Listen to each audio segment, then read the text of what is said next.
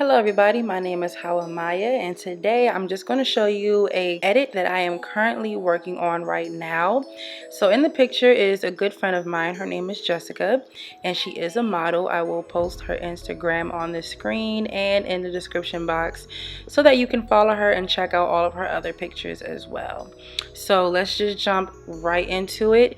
Today's focus is mainly on selective color, so that's what I'm really going to focus on today. So one of the first things I do is make a copy of the layer. I always keep a copy, and after that I just go right into my healing tools. I go back and forth between the healing brush and the patch tool, and what I do with those two is clean up the skin, take out any lint in the clothing, maybe there's any marks on her face or whatever other part of the body they are in. I just kind of clean up the clothes and the skin as much as I can. Now I want to throw this out there, I'm not a professional at Photoshop just yet, but I will be. So I'm learning a lot of things every day. I'm always on YouTube looking at tutorials, and I'm always checking out different blogs and about Photoshop and editing, and I've gotten so much better in the past couple of months, and I want to keep going. And so this is really for beginners. This is not really advanced. If you are advanced at not photography, but if you're advanced at Photoshop, you know that this is light work for you. But if you're a beginner, this is just my process on how I learn.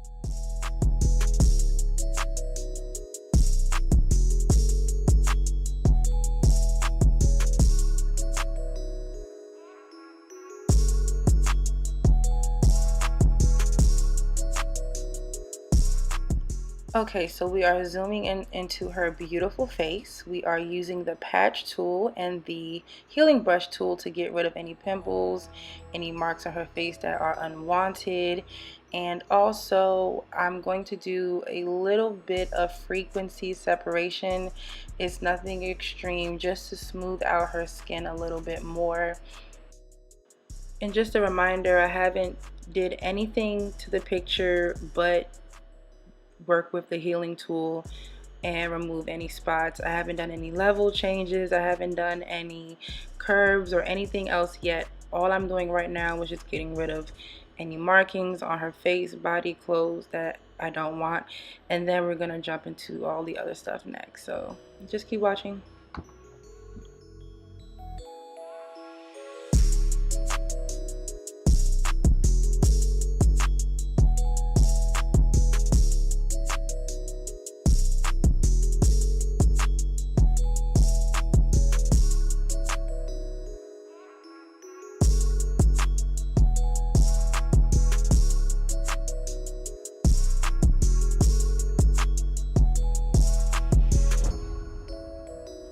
Okay, so now I am focusing on the frequency separation, and what that really does is just retouching the skin and making it look softer without wiping out the texture of her skin, because everyone has, that skin texture, and we don't want her to look washed or look like I just scribbled all over her face. So we wanted to keep her texture but make it nice and soft and smooth. The best tutorial that I saw on frequency separation is by a guy on YouTube named Blue Lightning TV Photoshop. He is really good, and I would recommend that you check out his tutorials if you are into Photoshop. I'll put his link in my description because I really do love his work, and I really learned a lot from him.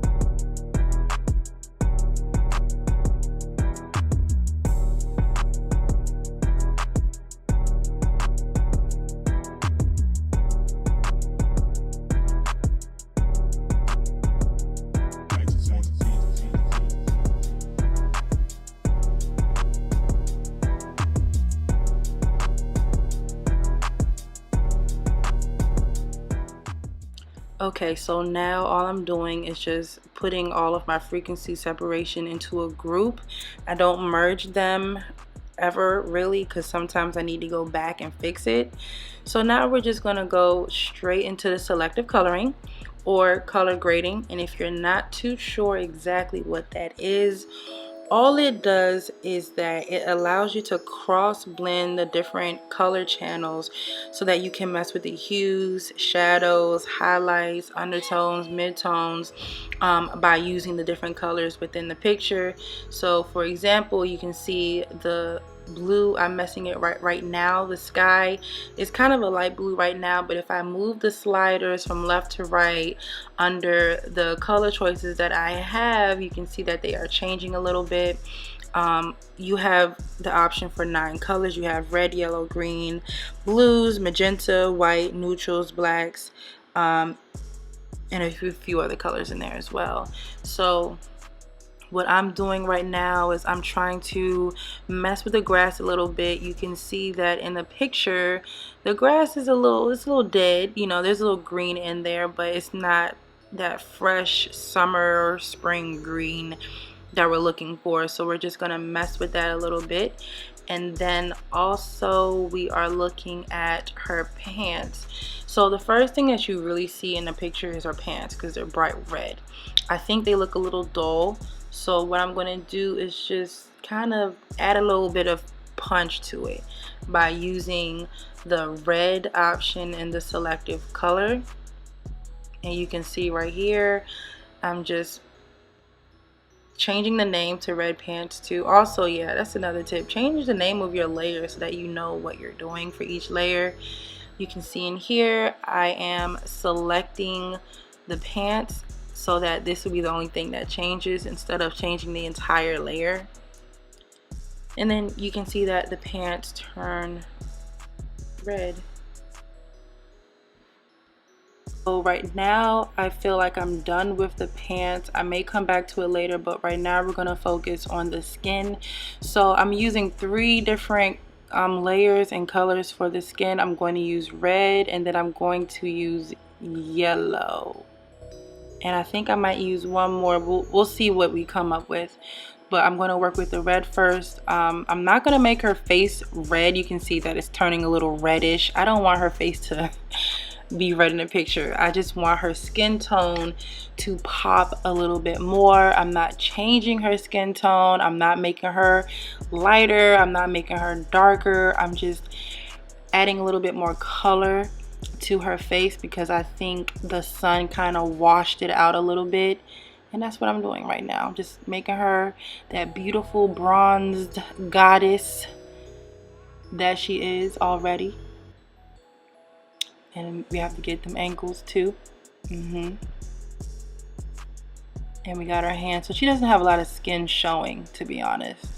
She has long sleeve shirt on and long pants, so there's not much skin is showing anyway. So after we mess with the skin, we're gonna add another layer, and we're gonna do this one in yellow. I don't know why it took so long to get there. So in the yellow, yellow turns green really fast, as you can see right here. And so what I'm doing is I'm just kind of going back and forth, just moving the sliders back and forth, back and forth, back and forth to find a perfect match for her skin without her looking green and muddy. Okay, so a couple of things just happened. So what I'm doing now is I had to make sure that I selected her skin instead of her clothes. So I had to go back and fix that. And because I realized that I had almost the whole layer in yellow when I only wanted her face, arm, and her ankles. So I'm just cleaning that up right now, fixing that error. So I made a duplicate of this layer, and that other layer is what made the grass greener. So the yellow on this grass actually popped out the green a lot more, and that's why you see 2 layers of that. So one layer was for his skin, the other layer is for the background. That's what we did there. Okay, so what I'm doing now is I selected black for one of the layers, and I actually ended up not liking it. I was a little over it, so I just grouped everything together. So now you can see the difference between the before picture and the after picture. You can see it's a big difference. A lot of color was added, and that's really what we were focusing on today. I didn't do a whole lot more after this. The only thing I really did was I messed with the levels just a tiny bit, because I wanted to just add a little bit more depth. I didn't want the picture to look flat. So that's really what I did there. I just messed with it a little bit, add a little bit more depth to it. I was trying to not have too many harsh shadows on her face. But that's what I did with the levels right there. And then after that, I kind of just went back and forth to see what it looked like. Okay, so the last finishing touches of this, I opened up the camera raw filter, and what I did was just add a little bit of dash of the green in there. I used the hue tool, the luminous tool, to make it a little bit softer, and then I actually did end up messing with the curves a little bit more, just mess with the highlights and the shadows and stuff a little bit. And then I just honestly went back and forth between the picture, close my eyes, open my eyes, because I've been staring at the screen for over an hour. And once I felt like it was okay, I kind of just left it alone at this point.